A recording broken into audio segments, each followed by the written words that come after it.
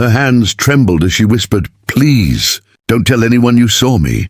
Out in the billionaire's perfect garden, where roses bloomed and fountains sparkled, his maid was on her knees, chewing grass like a starving animal. He froze, unable to believe his eyes. This wasn't just hunger. This was desperation no one should ever endure. But why? Why would a woman who worked inside a mansion, surrounded by luxury, be forced to such humiliation? And what happened when the truth finally came out? A truth powerful enough to shatter his heart forever? This is not just her story. It's a story that exposes something much darker. Maria Johnson was 34, a quiet black woman who had worked as a maid in the billionaire's mansion for nearly 6 years. To the outside world, the job looked like a blessing. Polished marble floors, glittering chandeliers, and tables overflowing with food. But for Maria, life inside those golden walls was nothing like the magazines showed. Every morning, she rose before sunrise, packing a small piece of bread in her bag so her daughter at home could have the last of their food. "Mama, will there be dinner tonight?" Her little girl had asked the night before. Maria forced a smile, even though her chest tightened. "Of course, baby. Mama will take care of it." At the mansion, her days were filled with scrubbing, polishing and serving, always silent, always careful not to be seen as too much. The other workers whispered about the pay. Some received envelopes on time, but Maria's wages were often delayed, with excuses that never seemed to end. She kept her head down. She told herself things would get better. But behind her tired smile was a hunger that gnawed at her body, and a fear she didn't dare speak out loud. Still, no one, not even Maria, could have imagined that the very garden she once cleaned so carefully would be the place where her secret was uncovered. And her dignity put on display. Maria's hunger wasn't the kind you could hide forever. She had learned to drink water until her stomach stopped growling, to swallow air and smile when her body screamed for food. But that day, while the mansion's dining hall was filled with roasted meat and trays of pastries for the guests, Maria hadn't eaten a single crumb. Her hands shook as she cleared plates. She kept glancing at the food, then back at the floor, afraid anyone would notice. "Maria," the head butler snapped. "Eyes down. Move faster." She obeyed, whispering, "Yes, sir." Her voice was soft, almost swallowed by the clinking of silverware. Hours later, when the party ended, Maria slipped quietly into the garden. She didn't plan it. Her legs just carried her there. The night air was cool, the roses swaying gently. And then she bent down. Her fingers tore at the grass, her body desperate enough to treat it as food. She chewed slowly, tears streaming down her face. "Please, God," she whispered, her voice breaking. "Just give me strength." That's when a voice behind her froze her heart. What are you doing?" She spun around, her lips green from the grass, her body trembling. It was Michael, the billionaire's only son, a man in his late 20s dressed in a sharp suit. He had stepped out for air, but instead found a scene he could barely process. Maria dropped the handful of grass, stammering, "Please." "Sir, don't tell anyone." I'll be fine." Michael stared at her, speechless. For a moment his face showed confusion, maybe even pity. But before he could respond, footsteps echoed from the hall. His father, Richard, the billionaire, appeared with 2 guests, laughing loudly. Michael panicked. He whispered, "Hide it. Wipe your mouth!"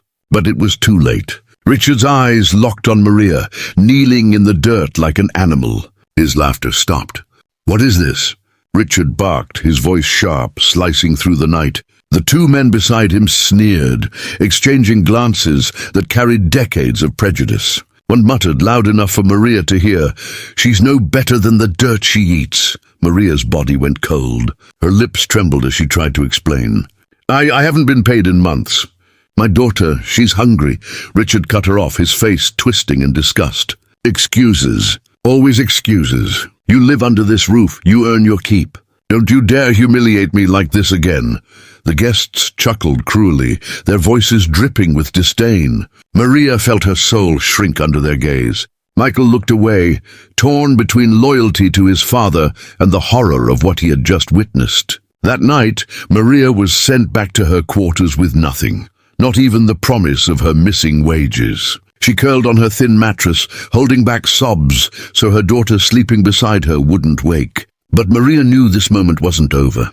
She had been seen exposed, and in a mansion built on wealth and power, being seen could either destroy her or finally force the truth into the light. And what happened next would shake the entire household. The breaking point came the next morning. Word had spread through the mansion like wildfire. The maid was caught eating grass. The whispers grew sharper, crueler. "Animals belong outside," one gardener sneered under his breath as Maria passed. Another maid avoided her gaze, afraid to be associated. At breakfast, Richard gathered his staff in the grand dining room. He stood at the head of the long table, his expensive watch glinting in the light. Maria stood at the far end, her hands trembling, her daughter clinging to her skirt. Richard's voice boomed.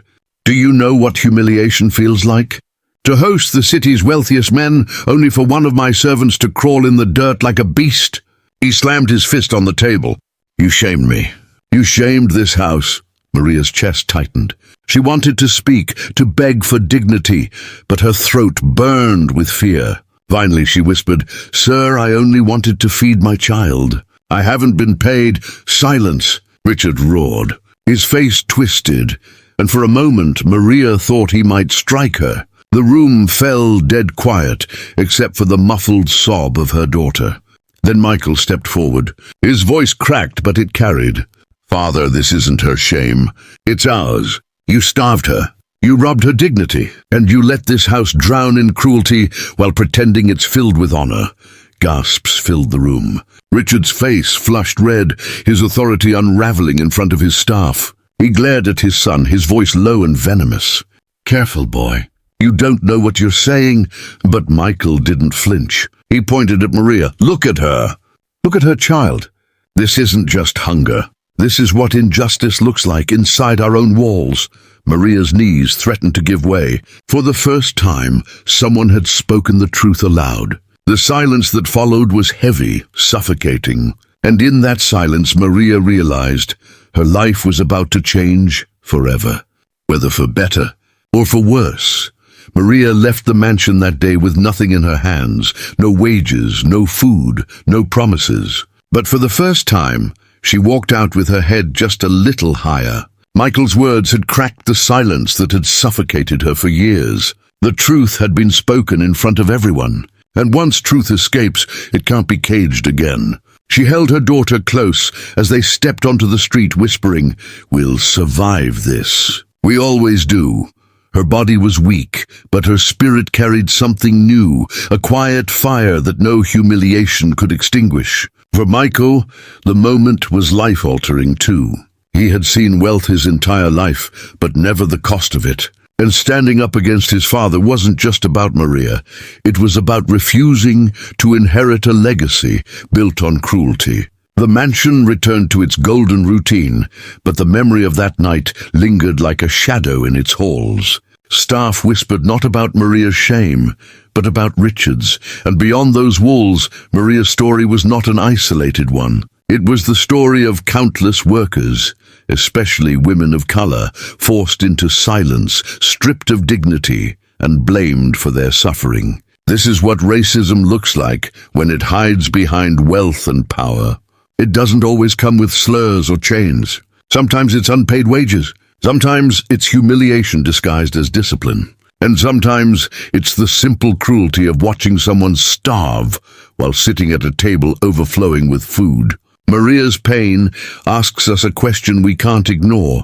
How many more Marias must kneel in the dirt before we see their humanity? If this story moved you, don't let it end here. Share it, talk about it. And remember, silence only protects the powerful. Truth protects the rest of us. If Maria's pain broke your heart, like this video, comment your thoughts and subscribe so more voices like hers are never forgotten.